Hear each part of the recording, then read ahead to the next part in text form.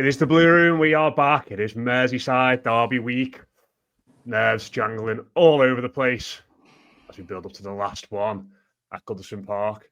Joining me this week, shortly, hopefully, will be Mick. We'll have a chat with him. But also with us right now, Lyndon Lloyd, well, Evertonia it is now. Lyndon, how you doing? Yeah, not too bad, Matt. Not too bad. As I said before, I'm freezing, just waiting for a furnace to be fixed, but otherwise I'm well. Thank you. Yeah, and also back on the pod is Jason Tooley. Jason, how are you, mate? Yeah, all good, Matt. Ready for the trip up to Goodison tomorrow. Yeah, we will come on to that game in a lot of detail a little bit later on. Of course, we'll all be hoping for a repeat of last season. But we'll start off by just talking about a few bits of news that have come out this week, lads, most notably Kevin Thelwell did an interview that dropped on the club website yesterday about 3:30. And looking back at January, obviously we've had one incoming in Alcaraz and a few outgoings as well. But I think it was interesting that it probably Lyndon, maybe not what he said or how he said it or the intricacies of the finances, which I think we kind of all knew anyway. But I thought it was most interesting that he actually did one. Obviously, there's a lot of talk about his future and his situation and not signed the contract yet. But I just thought that it's quite interesting how he was looking long term, talking about the future, talking about the new stadium when he's not technically going to be employed past that point. So I don't know, did you take it as an indication that he might be sticking around for a bit longer? Yeah.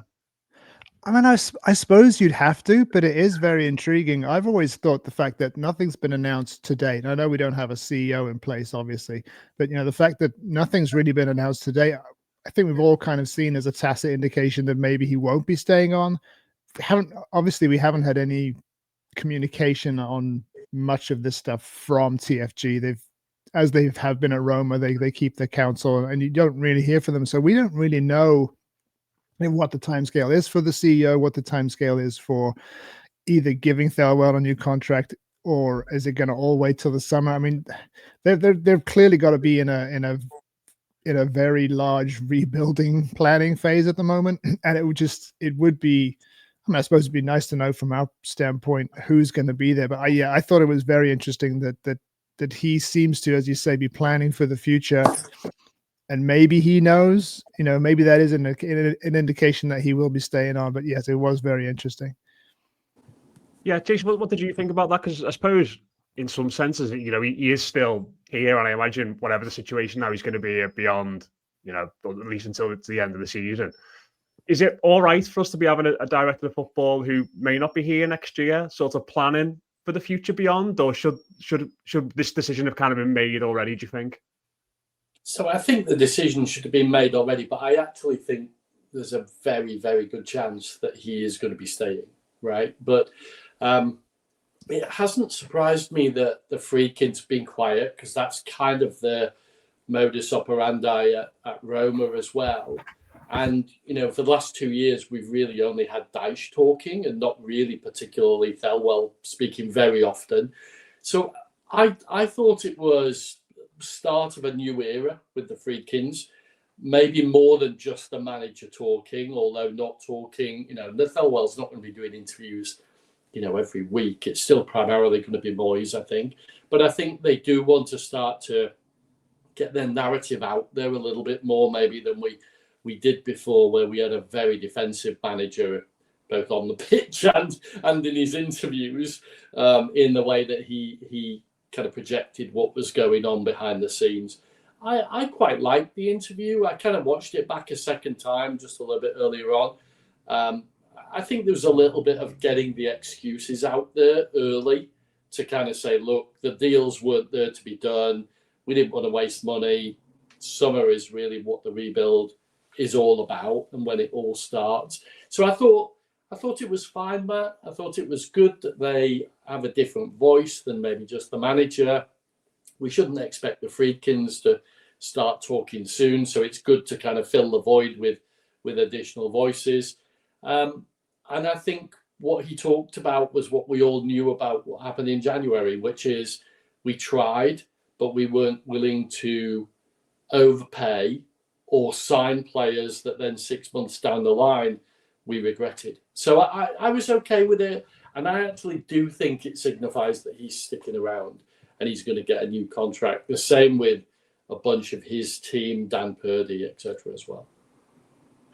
Yeah, Mick does join us now, sorted out his technical issues. I'm sure you heard that, mate. We obviously started off by talking about Kevin Thelwell's interview yesterday and just sort of taking the temperature from the lads of what they made of it, and in the sense that maybe the fact that he did an interview at all is maybe more significant than what he said about transfers or anything else in it. Yeah, I think I was surprised that he did do an interview, because I think if you did like a sense check across the fan base in terms of not necessarily whether you want him to stay, but whether you expect him to stay, I think the majority would probably expect him to move on in the summer, simply because, as far as I'm concerned, my expectation would have been that his contract situation would have been one of the first to have kind of been resolved when Threegans joins, whether in terms of whether he stays or not. Obviously, the managerial situation, I suppose, kind of put a bit of spanner in the works in terms of timelines. So yeah, I think you are right in terms of it. Maybe says the interview itself probably says more than what Kevin Thelwell said. I have to admit that I've not actually watched the interview, but I've read the comments. I tend to believe that. Tend to think anyway that most of these interviews with director of footballs, no matter what the football club, will always seem to say the same thing anyway. So yeah, I think it's interesting in terms of whether I'm actually expecting to stay, or whether I want him to stay. I'm relatively undecided, if I'm honest. I don't think there's major reasons for us to want to be in desperate need to hold on to, and I don't think many would be gutted if he left tomorrow, for instance. But equally, I do believe it's a role that I think continuity, kind of wins all. In those type of positions, having someone who, unless they're doing a genuinely horrendous job and have got too many connections with agents rather than doing things in, I suppose, the correct and proper manner, and whether they're quite visibly harming the football club's future, I tend to believe that having someone in that role, especially when you've gone through, I suppose, the turmoil, not just on the pitch, but I suppose, with the new ownership, you'd like to think a new CEO will be imminent. You don't want to be making so many changes all at the same time. But I think that kind of maybe put a spotlight again on the job Thelwell's done, and that I'm probably only for it because of the continuity and that kind of sensible feeling, rather than he's done a fantastic job and he must stay. Go on, Jason. Did you want to jump in? Yeah, I think Mick's right. The continuity is really important, but I actually find it really difficult to assess, has he done a decent job or not. I just think there's so much gone on in the background that we're not privy to. I find it hard to assess in my own mind, even knowing as much as I know. Has he done a good job? Has he not done a good job? Does he deserve an extra year or two to prove what he can do when the shackles are off and there is some money to spend? I can't quite kind of figure out in my own mind, do I want him to stay or not, really? Maybe Lyndon and Mick feel a little bit the same way. Well, go on, Lyndon. Yeah, I was just going to say, I think that, as I mentioned before, that the scale of the rebuild job that TFG have to do, I think if you have someone who you are reasonably confident could do a job, even on a stopgap basis, then maybe you just want to eliminate one major decision that you have to make, one major change you have to make to the football club, because theoretically it's an enormous change. If the sporting director of football role is working the way it should be a seismic change. Don't think we've really seen it operate completely on the way that it should. So, and it wouldn't surprise me if they kept him on. Sort of like, yeah, I'm at the position where I feel like if it's one of them where if you can look at the situation in the summer and say there's a director of football out there who we can get, who's got a proven record. Clearly, my dog doesn't agree, as you can probably hear. If there's he's big Thelwell fan, the dog. She loves him. But it feels like one of them where there's like a proven director of football out there who you can go and get, who has done a job similar to what we need now, where there's a bit more money to spend and they've got better connections, then go and get them. I think that's kind of where I am, because I think you're right. Like with Thelwell, it's so hard to judge because there are so many mitigating circumstances. and we just don't quite know. And I don't know, going into a summer where we're going to need to get so much right in terms of player recruitment, juggling the squad, all these things that are important in transfer market and squad building. I don't know if going into a summer like that with someone who is effectively unproven at doing that in the exact situation we're going to be in is the right move. But if you can go and get someone in who has done that before, then I'm all for moving on and trying to do better. And I suppose, like, to go back to what you said there, Lyndon, I think at Everton, basically ever since we decided to have a director of football, it has been a bastardized version of it, hasn't it? Yeah. It's not been a traditional director of football model that you see in certain clubs in this country and certainly on the continent, where in many respects they are more important than the manager. You know, think about Steve Welsh and what he did in his briefcase going over to Italy. You think about Marcel Brands, who ended up on the board randomly and was overruled the transfers. Even Thelwell now has had to work in such ridiculous circumstances that it's not really a traditional role. And now we've got a manager in Moyes who I think has been on the record before as saying he doesn't really understand the director of football role or doesn't necessarily want to work with one. So again, I think it's one of them we'll have to sort of rejig a little bit and have a think about in the summer. But perhaps we'll hear more from between now and the end of the season. And if we do, I'm sure it'll indicate more towards the fact that he's staying on. But let's move on to the big game tomorrow night at Goodison Park. The last dance in a Merseyside derby between Everton and Liverpool. Before we get into any detailed kind of talk about it, Mick, how are you feeling about it? Just emotionally, do you feel ready for it? Because I think when it got postponed, we were all kind of like, phew, hopefully we'll be in a better position, we'll have a better team, we might have a new manager and new owners, and that's all kind of come to pass, hasn't it? I think we're all feeling a lot better about things, but I don't know, the nerves are starting to jangle a little bit again for me. Yeah, I was well up for it before Bournemouth last week, because I think our form, the performances at Goodison, I thought the type of momentum that I can't remember it was last having going into a Goodison Merseyside derby anyway. So yeah, I was really ready for it, but I suppose it's maybe a consequence of the Bournemouth result. But as the days have kind of, I suppose, got closer to the derby, definitely getting just a tiny little bit more nervous. Yeah, I think I'm quite glad that we won one last year. I think I'd feel a little bit more pressure in the fact that, because you wouldn't have wanted to finish at Goodison and our last Merseyside derby win been 15 years ago. So I think the fact that burden's always been taken away, I think it's a little bit of relief. Obviously, there's still enormous pressure to make sure that not only did we win, but certainly don't lose the final derby at Goodison. There's obviously the stat that going around in terms of both Everton and Liverpool, I think, have won the same amount of Merseyside derbies at Goodison Park, so that adds an extra element to it as well. So yeah, I think starting to get a little bit more nervous. But if we do get beat, I think it'll be a case of the last Merseyside derby was actually last season and not this season. Yes. Yeah, just pretend it got postponed. But same to you, Rayland, and it's it's always an emotionally charged, isn't it? But I feel like watching the press conferences from both managers today and seeing TNT Sport, two of the broadcaster for over here, put out their videos and start ramping up the coverage. It's going to be extra resonance to what is already a very emotional occasion, and obviously we've got the bus welcome and all that as well, which is going to ramp things up even more.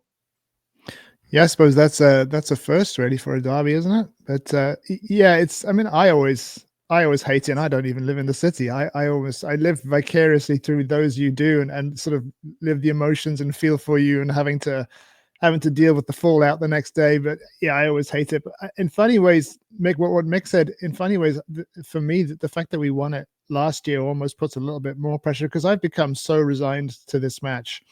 A lot of the emotion actually has come out of it for me in recent years, just because we've been so poor in it, particularly away from home. We hadn't won a Goodison derby for forever, and we just go into the game feeling like we didn't have a chance.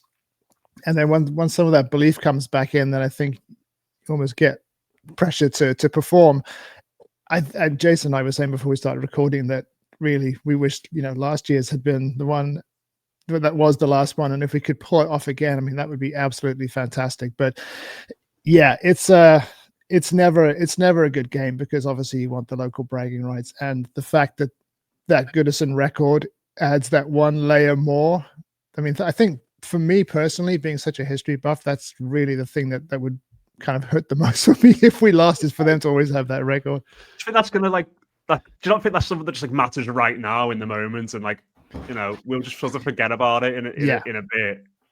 Yeah, probably, yeah. But it'll always be there on the record books, and that would just needle me. Yeah, and Jason, yourself, it's Liverpool's record's not been great at Goodison, has it, in recent years? Really, No. I know that they haven't, we haven't won loads, obviously, but there's been so many draws in this fixture down the years, so it's certainly not a great, it's not a happy hunting ground for them necessarily. But I think while we're probably in a better position than certainly the postponed game and maybe what we were towards the end of last season, you've got to say they're looking a lot stronger as well. Yeah, I think. Look, I mean, first and foremost, the postponed game, I think, was a relief for me, right? And probably for 99.9% of Evertonians, because we probably were going into that game really not thinking we had any chance. Given where we were, given the, what Mick's just said about momentum, we kind of had none at that point, really. We were really in a bad place. So I think relief that we kind of avoided that. I don't think we've lost too much momentum by not winning on Saturday, strangely enough. I thought it was a little bit of an odd game. We kind of could have folded like we did under Dyche when we were 2-0 down relatively easily, but we didn't do that in the second half. And there were a lot of positives to take from the second half, quite a few negatives from the first, though, as well. So I'm going into tomorrow actually feeling like it is going to be very emotional.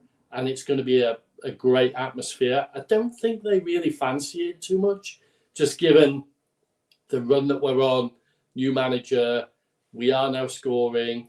So I think they're going to find it difficult. You're right, lots of draws over the last 10 years. I wouldn't, put it past anybody or anything for it to be another draw tomorrow. For us, it feels like a bit of a free hit as well, Matt, being really honest with you. Any points we get lifts us up the table. Nobody probably expects us to win. The emotion is going to be high, so it'll be tough for them. So I think there are a lot of things in our favour. Our own negativity at times could be the thing that makes us think, oh no, not them, not when they're top of the league, not when they're on the way to hopefully, in their eyes, winning a title.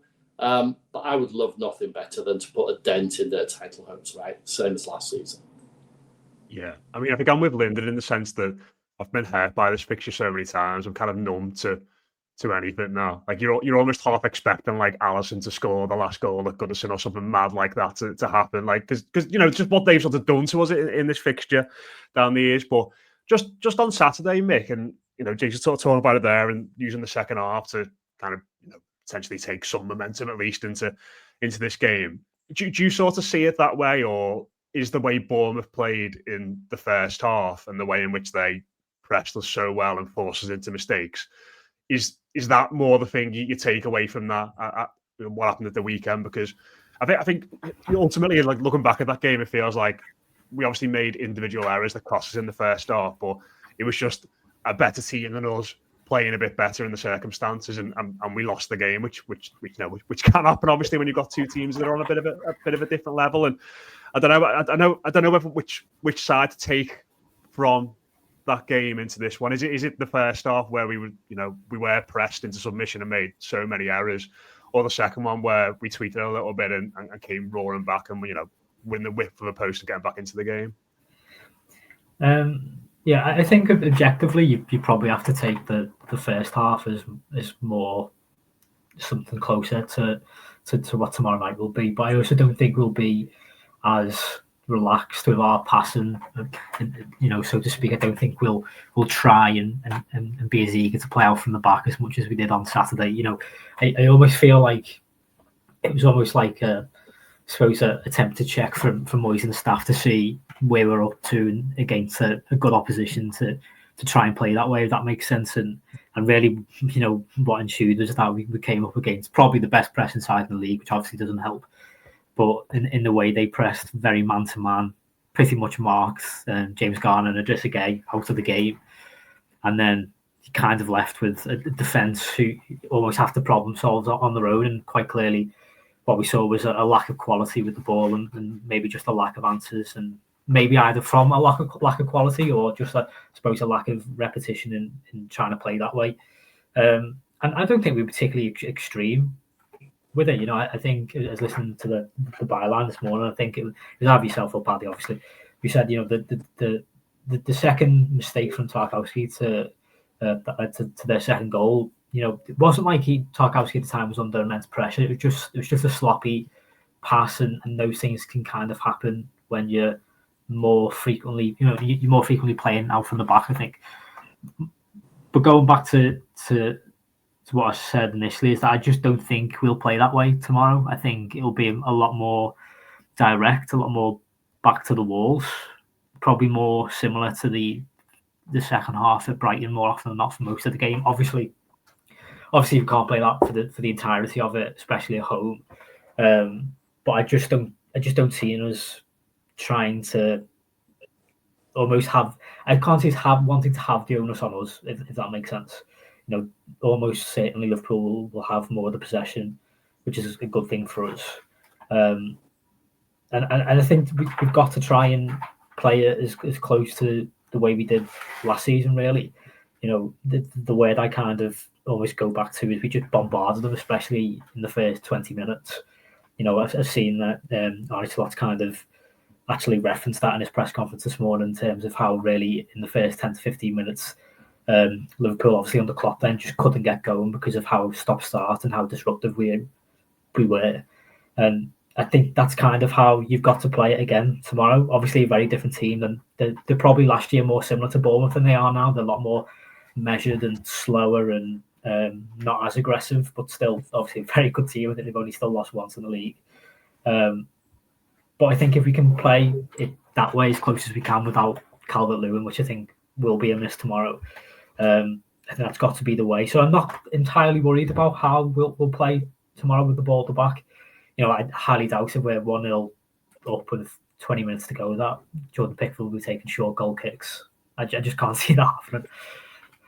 Yeah, I mean, with that in mind, Lyndon, like as that warning kind of come at the right time for Moyes, because I think he has been quite open in talking about Goodison Park and wanting to get on the front foot and get after teams and use the ball a bit more. But I think one of the advantages of Moyes for me, certainly compared to Dyche, is that he is a little bit more nuanced in his management, and there will be times he's happy to go on the front foot and wants his players to use the ball well from the back, and there will be other times where, like Mick said there, the second half of Brighton, where it's a case of right, it's time to dig in now, and it feels like Wednesday, if we go up against Liverpool trying to play out from the back in a manner which we did on Saturday, it would be a very, very silly thing to do. I think so. I think you're right that Dyche really only had that one approach, whereas Moyes is a bit more horses for courses. This is a match that he's played many, many times before. Obviously, he knows the expectation of it. And I think Mick's right that I don't think we'll be as direct as we were. We'll be more direct than we have been recently just because of the nature of the game. I think that Liverpool tend to play a slightly higher line than Bournemouth do. So I think if we're going to have one sort of mode of attack that's not quite long ball, but if we can repeat some of those passes that we tried a few against Bournemouth and they just shut everything down. I think they sat off us much more so than Leicester did. I think there'll be opportunities for Beto to get in behind, and that's really that's his biggest strength, isn't it? It's just sort of powering in behind and trying to get onto those through balls. So yeah, I think that the Bournemouth results and the nature of that defeat, I think Tarkowski will hopefully have got some mistakes out of his system, which every now and then he just has a nightmare, and then he's fine for the next few games. And fingers crossed that's the case. And I just think that you saw against Bournemouth that, and hopefully Mikalenko's back because it'll restore some of that balance that we had with the fullback and central defensive system that Moyes has put in place. With Mikalenko going forward and providing some width down the left, it opens things up much more for Njai, and it just gives us a bit more forward impetus. I don't think we'll will be quite as adventurous as we have been, say, against Spurs and Leicester in this match, obviously, because Liverpool can be so dangerous. But yeah, I do think that while I hate going out of the cup, it's gutting to be out of the cup. And Jason's right. There were some things to be encouraged about in that second half, and I think the fact that we did lose it in the way we did provide a bit of a reality check and just give Moyes some pause for thought to kind of just lock things down and tighten things up a bit. Jason, did you want to jump in there, mate? Yeah, I think. I mean, look, you'll never see a worse performance than Tarkowski's on Saturday, right? By any Premier League footballer, it was that bad. It wasn't just 2 mistakes, was it? It was his brain was scrambled the whole 94 minutes or whatever it was. I agree with Lyndon. We missed Mykolenko, strangely enough, on Saturday, because that balance that this system that Moyes has set up was kind of gone. Garner didn't really have a player to go wider to. There was no player wider than Jai when he was coming inside. So there was that just didn't work with Young, and I think that caused us quite a lot of problems. And also, I think their back four sat deeper because Iriola knew that really the only ball we had was the ball in behind for Beto to run onto. And so I think it was a little bit of a number of different things where we didn't react particularly well to the way they set up. Very aggressive press, but a much deeper back line.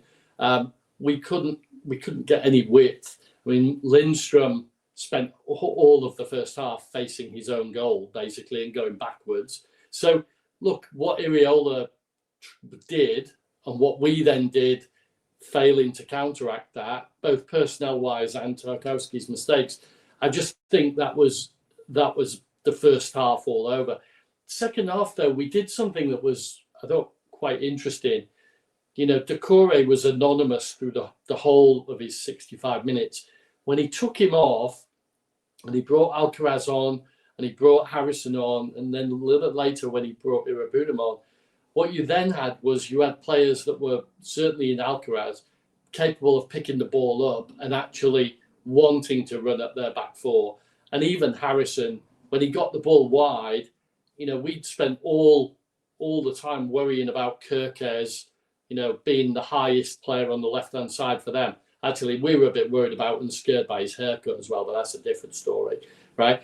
But Harrison then, when he got Kirkes having to defend, we looked dangerous, right? So I think Moyes may have stumbled on the fact that actually when a team plays a little bit of a deeper line, Doucoure almost doesn't know what to do. And you need players that are going to pick up the ball and want to carry it. And so it felt like we learned a few things from Saturday. There are a few more options. And I agree, though. I think he'll be a little bit more direct tomorrow, but I don't think he'll forget completely the fact that he still wants to have some possession and he still wants to pose some problems for Liverpool, in the wide areas. So whether he leaves Doucoure out or not, I mean, Matt, you're right. Our record with him not starting is horrendous. Our record with him starting is better. But it does feel like if you're going to play against Liverpool, who may mimic some of the things that Bournemouth tried to do, he may have to think about, okay, do I need players that are more comfortable picking the ball up in the middle of the park and running with the ball? Yeah, and that's what takes us on to selection, Mick. And probably, as Lyndon mentioned there, Moyes sort of suggested Mykolenko's back in training today. I don't think there's any doubt he'll play. I think as we've all mentioned there, he's a lot more important with this system under Moyes, just in terms of getting forward and giving an option. I think there's maybe 2 positions that are up for grabs aside from that. I think one of them is Doucoure or Alcaraz. And I thought it was interesting in Moyes' press conference today when he was asked about Alcaraz directly and whether he could start. And I kind of expected him to just play it down and say he's new to the squad, still having a look at him. And he pretty bluntly said, well, he deserves to start after the way in which he played coming off the bench at the weekend. And I think Jason's right to bring up that Doucoure stat, which I think you've been on for a long time in regards to Everton not winning a match without him for for such a long time. Just on that position, do you foresee Moyes making that big call with Alcaraz? Because I suppose, Doucoure, whether you like him or not, is sort of a lucky totem for us. He obviously does some things very well and has got a lot of experience in these sorts of games. And throwing Alcaraz in there would maybe be a bit of a gamble. Yeah, I'd be surprised if Doucoure dropped out tomorrow. And I personally wouldn't do it either. I think, Jason's right in terms of Saturday kind of exposes the weaknesses, especially second half when you do have more of the ball. But that's not going to be tomorrow, like I've kind of already alluded to, and it is going to be more about the defensive responsibilities, especially if we go back to trying to replicate how we played in the first half last year. The importance of those second balls, especially without Calvert-Lewin, and I think we can't underestimate. And I think Doucoure's exceptional in those, in those duels, really. And I think it's probably the reason why so many managers kind of almost not, I don't want to say rely on him, but trust him, because he kind of goes under the radar in terms of how much of a linchpin he can be to like defensive side of things. I remember last year when he dropped out the side, I think it might have been the Crystal Palace FA Cup game where he was absent, and then he was absent for a decent period after that, maybe a couple of months or so. And obviously, a lot of the focus was towards the attacking numbers without Doucoure, but really defensively, we were shocking without him, because just having that person who doesn't make up so much ground, who doesn't do all that running in a team that needs that, it's a big loss. So I wouldn't be dropping Doucoure tomorrow. I think there's definitely argument to try and transition Alcaraz into that position through the course of the year, or through the course of the second half of the season. And I thought he was decent when he came on Saturday, which is good. And I think Moyes alluded to the fact that in the press conference before the Bournemouth game that he was pretty much ready to go in straight away. Obviously, I think that the Brazilian season has already started, which is quite handy. It's not like he'd not been playing for a while. I think we probably saw that on Saturday as well. I think my understanding of Alcaraz is a little bit like everything's quite off the cuff. Everything's quite like raw, if that makes sense. And in a case of in games like this, I think you're probably prone to more errors in the middle of the park. I feel like it wouldn't surprise me if maybe in the bigger games Alcaraz played, we'd saw him out wide rather than in the middle first. It's not an issue, but I think it's probably one of the reasons why he might not play tomorrow instead of Doucoure. And then obviously there's the Harrison Lindstrom, I assume would be the second one that you are alluding to. Well, I think, as I said in the week as well, I wouldn't be surprised if he went young there either. Like, there's not something I'd do, but I think maybe just like I think the way in which Semenyo and Kirk has like exposed O'Brien at times on Saturday might be a bit of a worry for him. And Lindstrom has offered us something from that position. I think Harrison, like the way we play with like the sort of hybrid back three, I don't think Harrison necessarily suits that. I don't think he's like a natural right wing back like Lindstrom can maybe do. But I just wondered if maybe with Gakpo and Robertson on that side, he might just think maybe shore it up a little bit. But I also think that kind of robs us of a good attacking outlet in Lindstrom then as well. Yeah, I had the same thought with Young. Actually, it wouldn't surprise me if he played right in the field. I think generally, I think if Patterson was available, it wouldn't surprise me if he'd got the go-ahead, really. I think it's likely he probably would have started on Saturday if he was fit. But yeah, I think for me, it's not much of a decision, really, between Lindstrom and Harrison. I'd stick with Lindstrom for now. I know Harrison played quite well on Saturday, but I think Lindstrom generally just offers a little bit more. I agree with you in terms of whether Harrison's massively suitable to that wing-back hybrid role, especially on the right side. Maybe if it was the left side with the left foot, maybe a little bit more. And then, I'll keep going back to it, the importance of set pieces. I think McNeil's going to be a massive loss tomorrow. I think if Lindstrom's done anything particularly well over the last couple of games, I think his set pieces have been pretty surprisingly impressive. So, when you compare his set pieces to Jack Harrison's, then I think Lindstrom's probably has that bigger skill set there, or better skill set. Yeah, and same to you there, really, Lyndon. As much as I'd love, I would be buzzing if Alcaraz was in the team tomorrow, and I'd be well up for it. Like, the sensible part of me is agreeing with everything Mick said there. And I look at Alcaraz and all the brawls and all the fights he seems to start, and just wonder if the last 7 Merseyside derby at Goodison Park in what is going to be a proper hotbed of an atmosphere is the best place to be playing our best place to be giving our new Argentine firecracker midfielder his first start. Yeah, I mean everything that Mick said was sensible, makes complete sense. It's a pragmatic solution, but yeah, like you said, I would be just up for just throwing him in, because it's this sort of occasion, this sort of game where you do want a sort of bit of an unpredictability and a bit of a spark, but as you say, there is a bit of a disciplinary background there that might not be conducive to this particular game. Yeah, I mean, like as I said, you're getting red carded and pointing to the badge. That was going, "What are you doing, mate? You just got sent off." And honestly, I mean, not since the Pickford, when Pickford killed Van Dijk, we haven't really had much in the way of too many fracas in the derby. So maybe I think him coming back in would reintroduce some of that. But as I say, Mick's right. I think with Doucoure, I think Dyche's approach was always Doucoure's biggest strength was defense, being the defending from the front being the primary tactic. And I think probably for this game, Moyes would agree. Doucoure with his energy and his legs. My concern with the picking up the second balls is there aren't going to be that many second balls without Calvert-Lewin being there. I mean, that was the key to us winning last year, was Calvert-Lewin being able to win the ball, either knock it on or keep it, bring us up the pitch. And then my concern for this one is we're going to find that much more difficult. And Doucoure with his rubber shins is not really the going to be help us in that regard either. So yeah, I think as much as Moyes has kind of hinted that he might start, I think he may just keep Alcaraz in store, keep the powder dry until the second half, hope that we're still in the game at that point. I think our best chance is getting ahead and trying to sort of hang on and keep something rather than trying to keep Liverpool at bay for as long as possible. But Moyes has done both in the past, so he'll know how he wants to approach the game. But yeah, I mean, it's the kind of occasion that's made for someone like Alcaraz to come off the bench and become a hero, and I'm all for it. I'm here for it. Yeah, Jason, what are you going with? Sensible or shock factor? Say that again, Matt.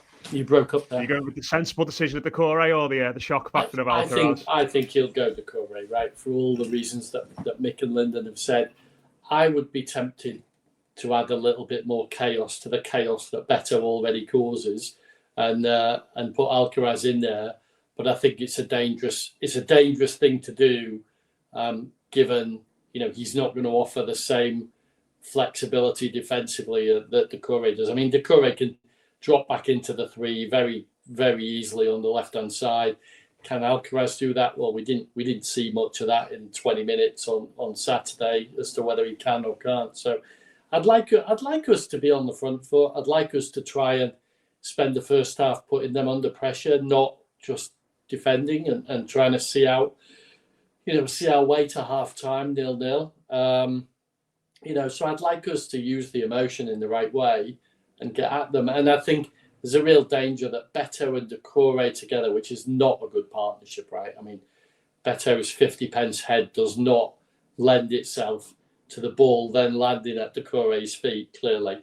So I do think there is a real risk that the ball keeps coming back at us unless we have a different plan. And I hope Moyes has got that little bit of a different plan up his sleeve. But I do think it starts with Doucoure, right?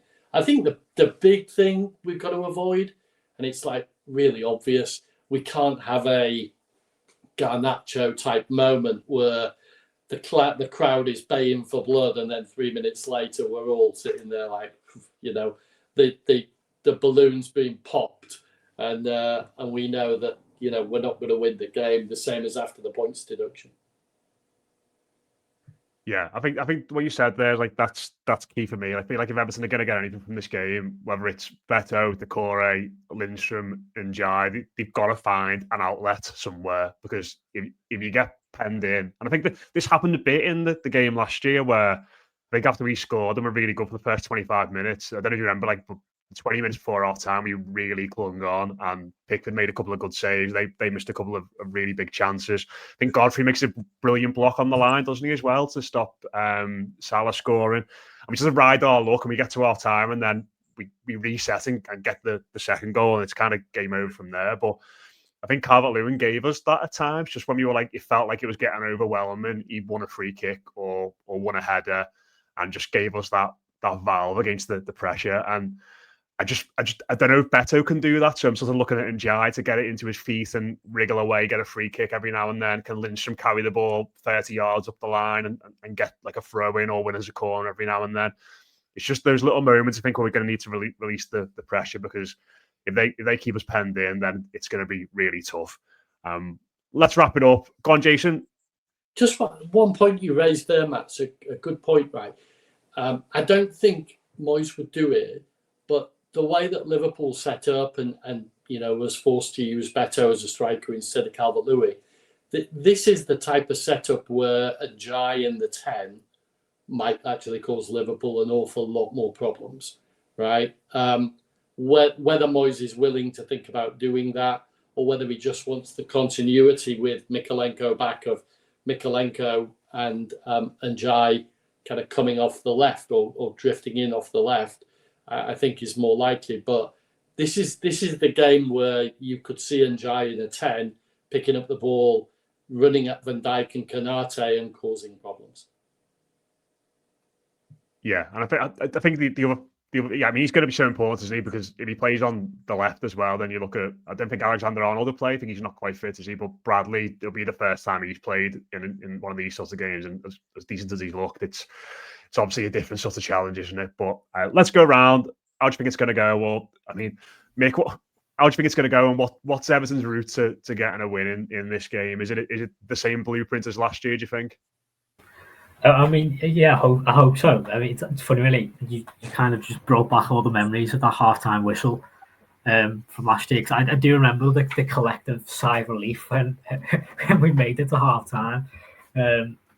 Yeah, I think it's going to be. I think it's going to be harder tomorrow, because I do think that Slot's version of Liverpool kind of probably matches up to us a little bit better for their sake compared to what Klopp's was, because like I said, mentioned before, a little bit more, I suppose, measured in their approach, and I can't really see a way in which they get caught up in the atmosphere and in the intensity. And I think that's kind of what we've got to try and tap into as much as possible early on. We've kind of really got to almost bring them down to our level, I think, is probably the way to do it, without trying to almost describe us as a championship side against a Premier League side here. We're obviously not that bad, but I do think that's just kind of the way to do it. And we have also got to be conscious that this is a team that have lost once all season. They are a particularly good football team, which is frustrating.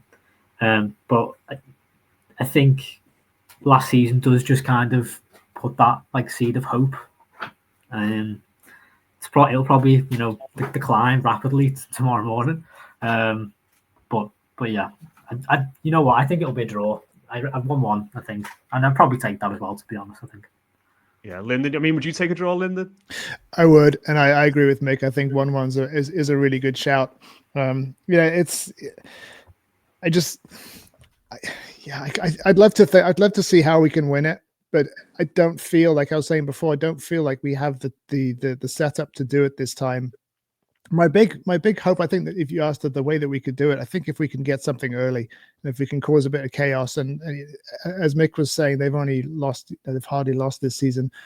They're very machine-like, and that's the scary thing about them, is they're just very well machine. If we can kind of just disrupt them and throw a spanner in the works and disrupt them a bit, I think that's the way to do it. Which is why I think that throwing out someone like Alcaraz in there is might be the way to do it. I mean, Mick was talking about the fact that the wide right position is not really settled. I mean, Moyes has shown that he can play a central midfielder there on the right. He did it with Arteta when he first came. So if that position is so up in the air that you might put an Ashley Young in there, and maybe that's the place that Alcaraz comes in. Again, maybe not from the beginning. Maybe it's early in the second half, depending on how the game's going. But yeah, I can't see us winning. It'd be fantastic if we did. So yeah, 1-1 for me. Jason, are you going to sit on the fence as well? No chance. I think we're going to win 1-0.